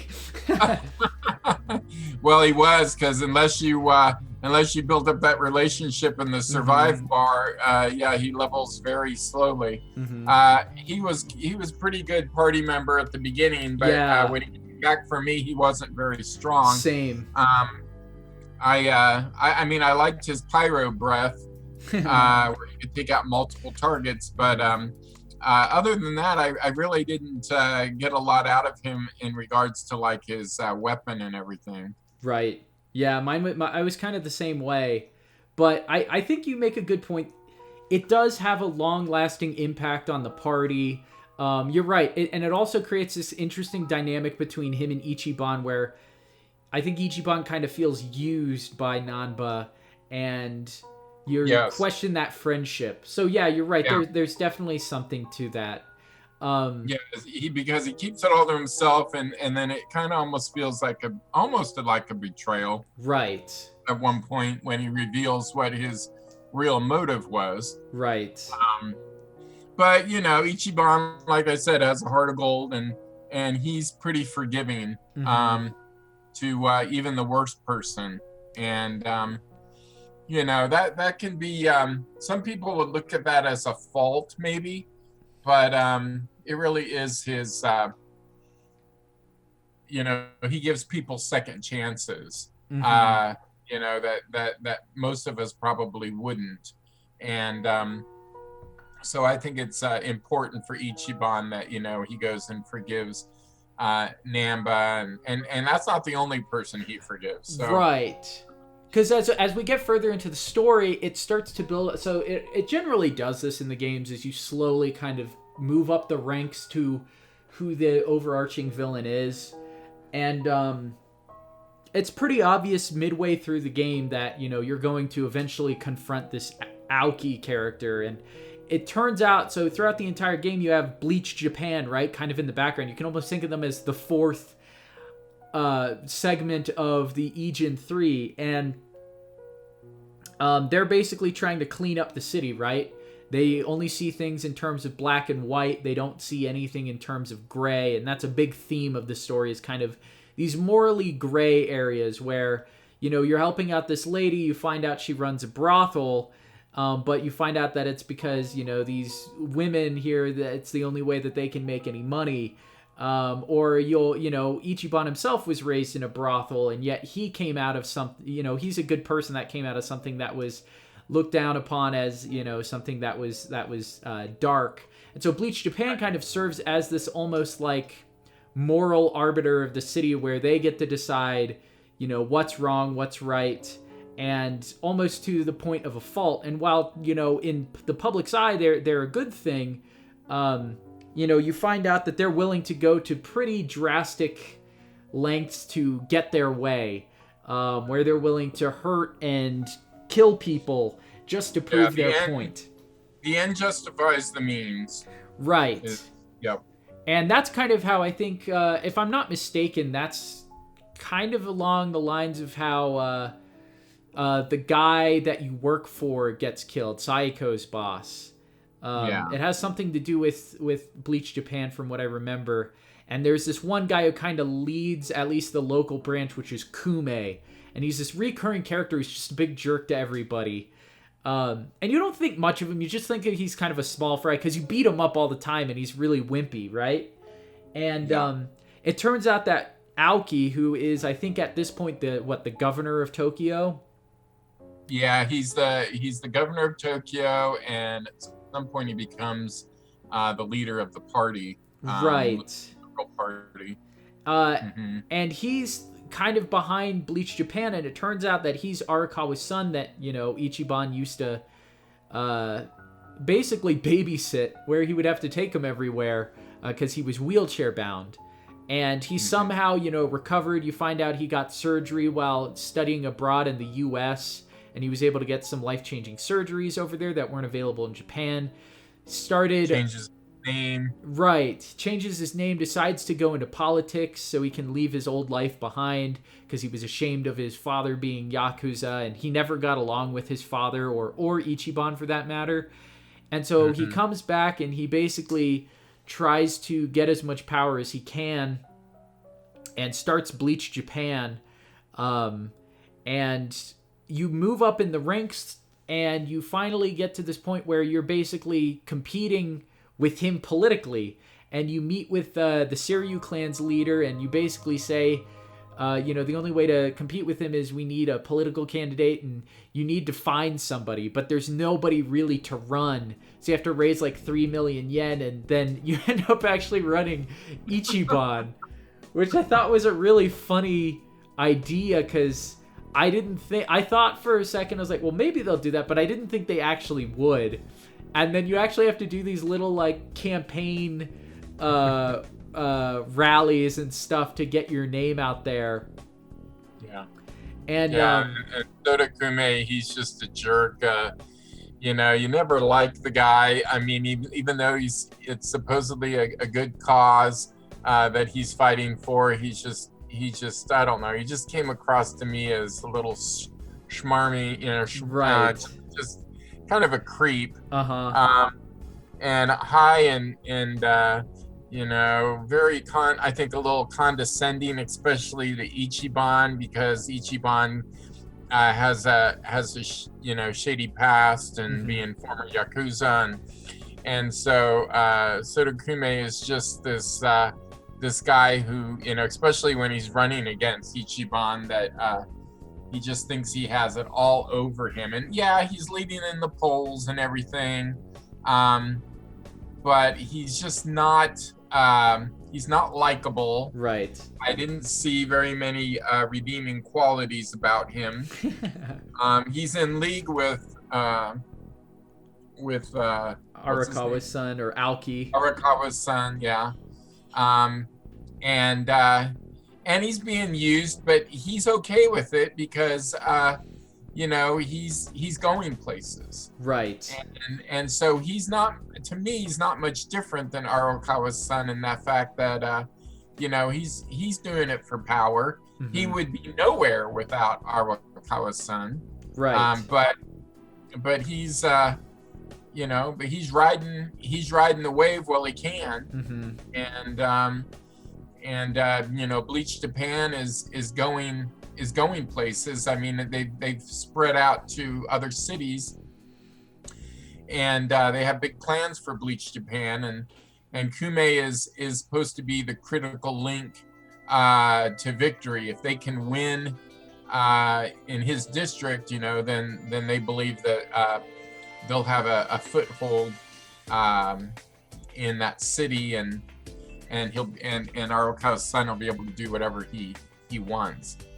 So and they have this whole setup too, where you hear that the Tojo clan was basically wiped out by this plan that Aoki came up with, where they basically reduced crime, and the Tojo clan was wiped out, and then the Omi Alliance, who was a rival clan, came in and basically filled in where they were, but now there's not really any Yakuza. And then you have Yokohama was a traitor, to the Tojo clan. Right. He was now basically running Omi Alliance until their leader got out of jail, I believe. Right. And so it was seen kind of as treason, within the Tojo clan. And you eventually find out that this was all planned by him and Dojima, who is the 6th chairman of the Tojo clan. And it was all a plan. And I can't remember all of it exactly, but they were, I guess, planning to eventually disband both the Omi Alliance and the Tojo clan, but it wasn't really Aoki's plan that worked, and it wasn't really the influence of, I guess, Bleach Japan that wiped them all out. It was the leaders themselves deciding that that they were done, and they were fine with retiring, but people under them were like, "What's going on?" Especially Sawashiro, I think he has a pretty interesting scene where there's a bunch of leaders meeting and they're eating dinner, and he gouges out some guy's eye, and and basically decides that he's gonna take over now that the bosses have both decided to retire and disband the clan, the Omi Alliance and the Tojo clan. So, that's where they really start to shine light on Sawashiro. Yeah, and I think that's a man. I didn't think they were actually going to show him pushing in the guy's eyeballs. I had to look away because they usually will cut away from stuff like that. But man, no, I think they wanted to get a point across. They wanted you to think, okay, this guy means business, and so then they really put him in the spotlight, and you think, okay, he's going to take over the Omi Alliance, right? And then all these other people start to make a move, like is it Ishioda and Tendo? So they become very important to Arakawa's son's plans for basically the underworld, for the Yakuza. Yeah, there's essentially like a power vacuum, and they all want to fill in that space. Yeah. You find out that Aoki is just kind of using all of them anyhow, so in some ways it doesn't even really matter. But you find out, when Ichiban figures out all these secrets and stuff, he realizes that Arakawa was relying on him basically to make it through this situation, because he was so loyal to him that he knew that no matter what he did to Ichiban or threw at him, that Ichiban would come through and be able to see the light. And so you find out the reason he shot him and everything was, I guess he couldn't have him there, but he shot him in a place that wouldn't kill him, or at least hopefully wouldn't. He dropped him off there, and he made some deal with the manager of the homeless camp where he was found, that if they dropped off a dead body that wasn't, already dead, that it meant that they wanted them to revive them. It was pretty in depth. So he realizes that he didn't want to kill him. And so Ichiban, has enough faith in Arakawa, even though he should have no reason to have faith in him, that he goes back and he finally meets up with him, and Arakawa, basically says he's sorry for what he did to him, but that I'm trying to remember, was there more to it than that? It was I think they had to wait for everything to go through, before he could basically come out and tell Ichiban the truth. Yeah, I'm trying to think. I know there's more to it than that. It's just that sometimes the story just gets so complicated that unless you're like in the moment, it can be hard to understand. Or even hard to remember, other than Right. the fact that Arakawa did it in a way. He was trying to preserve Ichiban, because Ichiban's a little unpredictable sometimes. And he kind of put Arakawa in a spot when he stormed in to this meeting of the Omi Alliance. And it kind of put Arakawa in a position where he had to do something. Right, he had to make an example, or else people would realize that he wasn't, you know, the leader that he supposedly was for the Omi Alliance now. Yeah, and so you know, Ichiban put him in a tough spot, so he basically had to shoot him. But like you said, he shot him in a spot where it was survivable if he didn't bleed to death on the way to where they dumped his body. But then you find out the backstory about them having the agreement to save anybody that gets to the homeless camp alive. And so, you know, and you know, fortunately, Namba was there. I mean, Namba had been a nurse, just like he had said. And so, now who they would have gone to had Namba not been there, I don't know. They don't really say who they would go to. Maybe they did, and I just don't remember. But it sets him up in a position, right, for where they give him that bill and they know he has faith that he'll figure it out and basically break through the wall of muscle and get all this going, and he does inevitably. And we also have a moment with I think Arakawa near the beginning where he tells this whole backstory about his son, right? Yeah. And how his wife was having a baby and they were in danger, and somebody, I forget exactly all the details, but essentially she has the baby and then she has to run off, and they were gonna kill Arakawa and his wife, and they basically were supposed to go into hiding, but since she goes into labor, they send her to the soapland, the brothel where I think Ichiban was from. Yeah, and for her to have the baby, and later on they get to a chapter called Locker Baby, and you find out, you know, that Ichiban was in one of those lockers, right? But somebody else was also in another locker.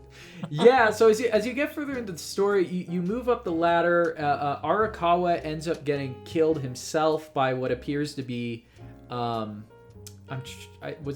think it's like Shibusawa, or it's Shibusawa or Sawashiro? You think it's Sawashiro, you think it is, and then I think you think it's Ishioda. Yeah, you think it's Ishioda, and you move up the ladder, and then it turns out that it's supposedly Tendo. And he was, I think, one of the guys in the Omi Alliance, one of the officers, if I'm not mistaken, the former boxer.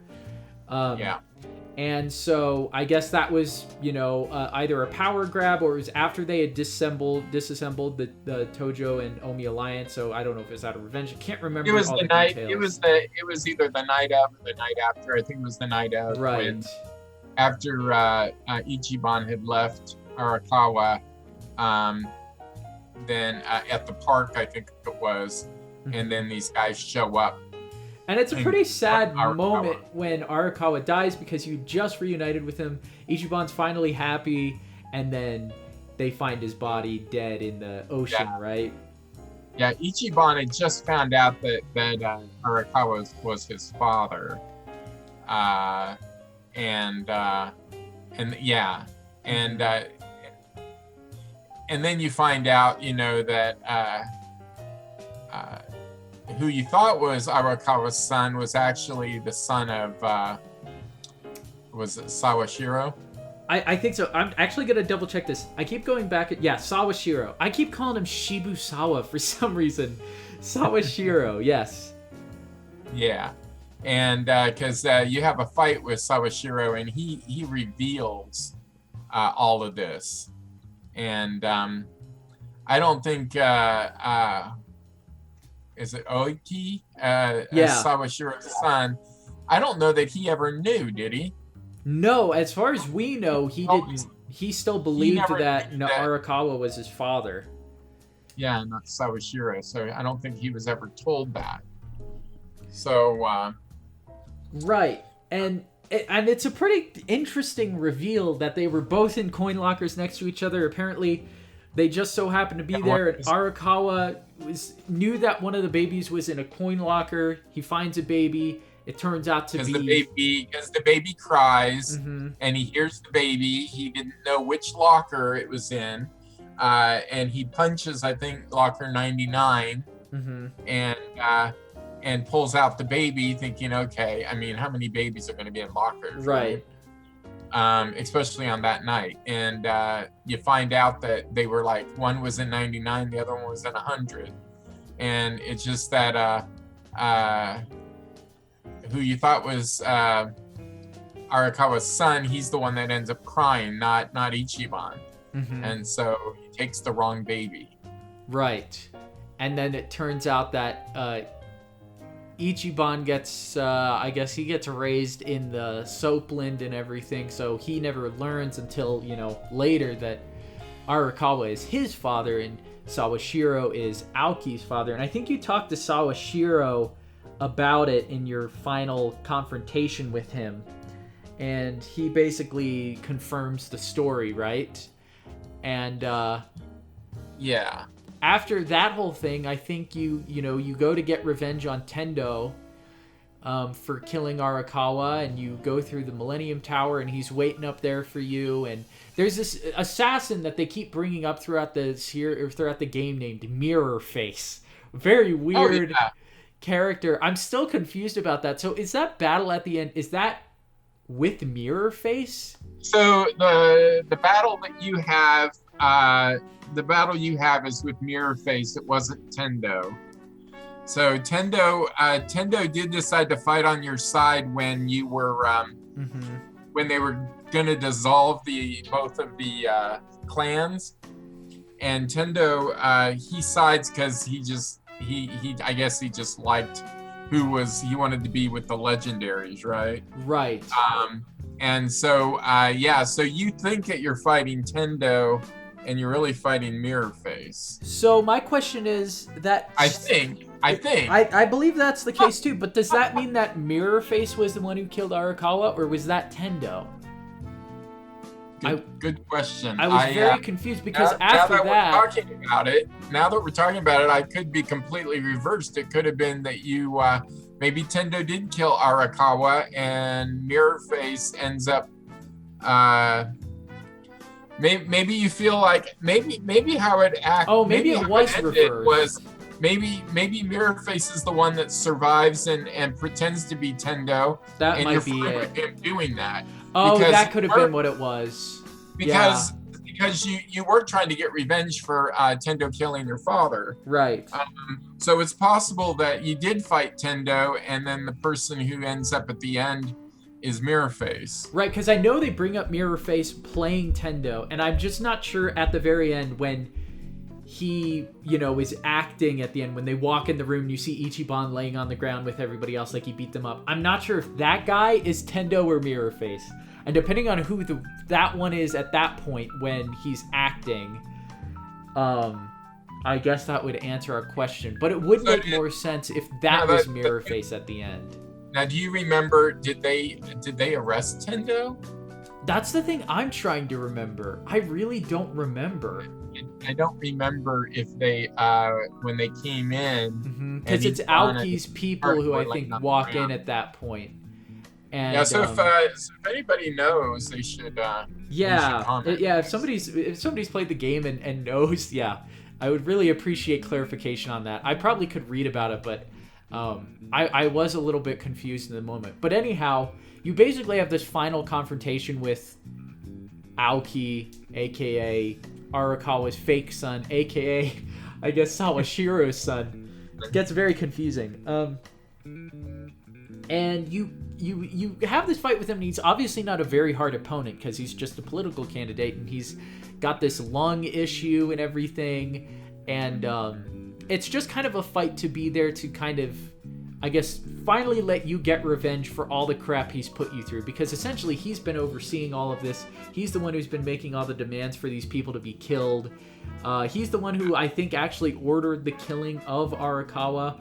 And even though he has absolutely no reason to feel for him, you get the sense that, Ichiban still cares about him. I think he's supposed to be a tragic character. Mm-hmm. He had all this stuff going for him, yes, and he wanted to leave his father and his past behind. He wanted to, supposedly do good with Bleach Japan and get rid of all these gray zones. He wanted to be the man of the people, but he got caught up in the power. He got caught up in, more than he should have, and because of the power grabs, he made bad decisions and had people murdered, and he got in just as bad as what his father had done with the Yakuza. So he ends up, I think, being a tragic character. And Ichiban, was came from a bad background, but he just leaps and bounds better, and like I said, a heart of gold, and he really contrasts himself. And I think that Arakawa's false son was a tragic character. I think that's a good way of putting it. And I feel because he was, Arakawa gave Ichiban responsibility over him. That's another big factor. Is I feel like he mentions early on he can't bring himself to kill him, obviously, even though he basically has every right to at that point. Yeah, he does. I mean, and Ichiban really feels for him, and he's, this is where Kume makes his last. I wonder if Kume's going to be in another. He's gotta be, right? In another game, because he knifes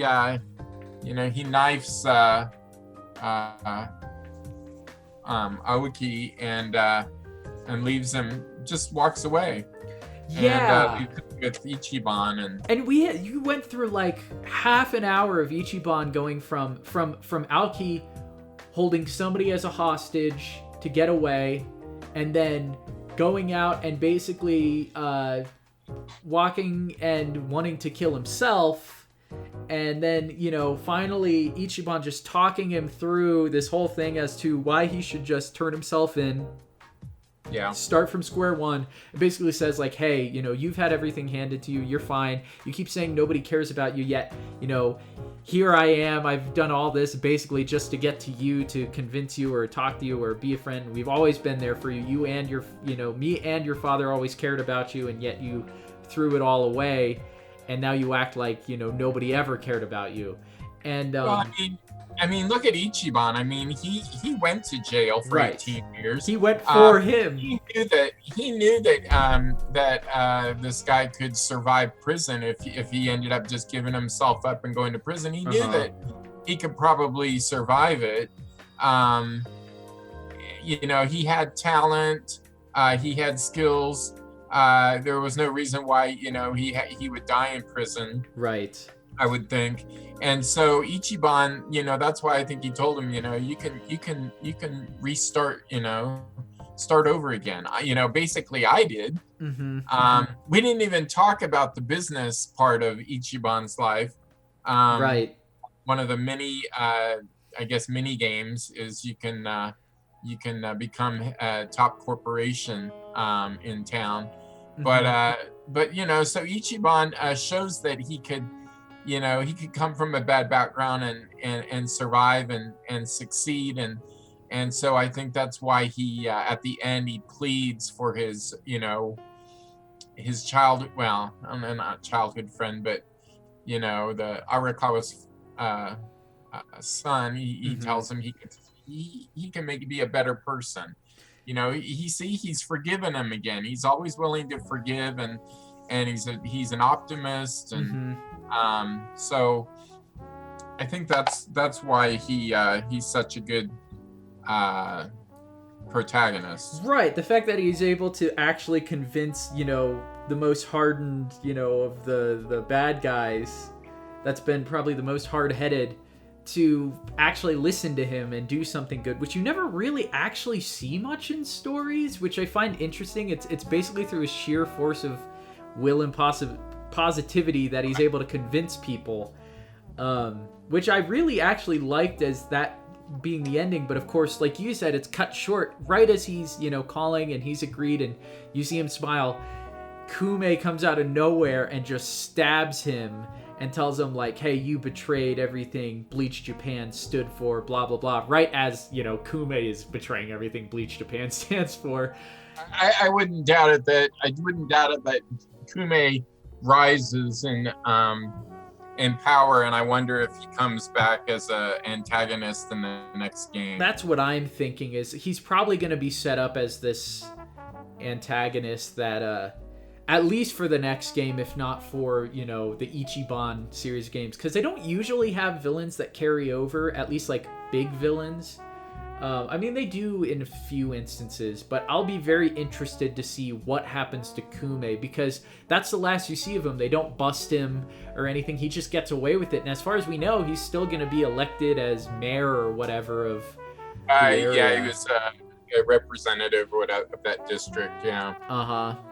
So, and it just cuts to credits after that, and it surprised me. I'm like, wait, what? That's how it ends? And yeah. But of course, you get a lot more resolutions in the end. Like we said, you have that whole confrontation with Horinouchi, with Adachi, the cop that he's finally able to get his just desserts to. And then you kind of have everybody else talking to each other, and you find out that all the former characters from the old games, I guess the Tojo clan is officially dead, which is kind of crazy. And they are going to start a security company together. So it's like Majima, Saejima, and Dojima. Kiryu's disappeared again for his own reasons. And then they ask if Ichiban wants to join. He says, oh, no, sorry. And he decides that he's basically going to stay in Ijinsho. So I guess that Ijinsho is going to be the new Kamurocho of the series, because Kamurocho was the city you always would end up back in the mainline games. So now I guess Ijinsho is going to be the kind of new city from here on out. Sounds good. So actually, yeah. Well, we talked for a long time, but I don't know. I think this story was one of my favorites. Zero I still think has the sharpest story of the entire series. But I think Ichiban has become a very fun protagonist to follow, so I'm really excited to see what we hear. We know the next game is in development. We're probably going to hear something in a few months. I guess he won't cut his hair? I guess not. Yeah, he decided he was going to keep it, I think. I wondered if one day they would just shave his head. Right. But he kept the perm, so... Yeah. So it's very interesting to see. So I know, like they said, like I said, it's a yearly franchise. So I don't know what the next game's going to be. It could be a spin-off. It could be Yakuza 8. It could be a prequel of... There's rumors that they could be doing a prequel about the villain from Yakuza 2. I don't know how true that is. But if I had to make a bet, I would assume the next game will probably have something to do with Ichiban if it's not Yakuza 8. So I'll be very excited to see going forward, especially with if they could improve the combat system as well as the dungeons. Like, I think everything else was pretty spot on as to what it needed to be. So any final thoughts before we finish? No, it's been a long time since I finished a game. I think the last one that I did was the whole Uncharted series and the Last of Us. Those were the last ones that I finished, and so it was really fulfilling. I really liked this game. I would recommend that people play it all the way through. I think you'll survive the dungeons as boring as as those are. And I think the story makes up for some of the combat. Like you said, I really like the story. I really like some of the character arcs. I think it's well worth the time. I spent, oh gosh, at least 60 hours or more. Yeah, I think that was about the same with me. And I haven't finished. I haven't finished. I'm only number 3 in all the corporations. I still have to hit number 1, and I haven't even touched a lot of the mini games. I did like I guess as a final thought, one of the funny mini games was sitting in the movie theater. Yeah, that one's great. That was a really clever way to show you watching a movie, just trying to stay awake. That was funny. So I appreciate that mini game. I recommend doing the business, running the businesses. Mm-hmm. You'll make a lot of money. The shareholder meetings are kind of fun. You'll make a ton of money, and that'll help you fund some of the sub stories. So overall, yeah, I liked it all. I'll definitely play the other Yakuza games. I have one final question for you, because I was curious about this. Is especially in Japan, most games that they make, it generally has to do with like teenagers or whatever, or people are in their early 20s. Did it feel any different for you playing a game where it was characters who were closer to like your actual age? You know, I think the youngest character is maybe Saiko, who's probably in her 30s, but you know, Ichiban's in his 40s, and I think Adachi's like 57 or something, they say. Did that feel any different to you, like playing a game with protagonists who were older? No, maybe it made me feel comfortable. I don't know, because I've been playing games. I was a kid from a teenager in the 80s when arcades were big. I spent a lot of hours in the arcades as a teenager in high school. So I've grown up on video games, and I think there are a lot of guys my age in their 50s who still play video games. Mm-hmm. So I liked that. Now that you mention it, I didn't really think about it. That might have been that wasn't something that struck me. But now that you mention it, there were a lot of old characters. There are a lot of old guys in this game. Right. But it was fun. It was fun. And I think it's nice that they open it up like that, and so like Adachi, man, he's a good fighter. I wish I was in that kind of shape. Yeah. So he was the old man of the party, but he did the most damage for sure. Yeah. Even though one of the guys had white hair and was much younger, but Adachi was. Yeah. So. Well, I think that's gonna about do it, guys. Thank you so much for watching. I appreciate it. If you guys are ever more interested in having my dad's opinions on things, like I said, he does play a lot of games, so we might have to have him on again. But thanks for coming on, Dad, and Sure. We will talk to you guys next week. Bye. All right. Bye.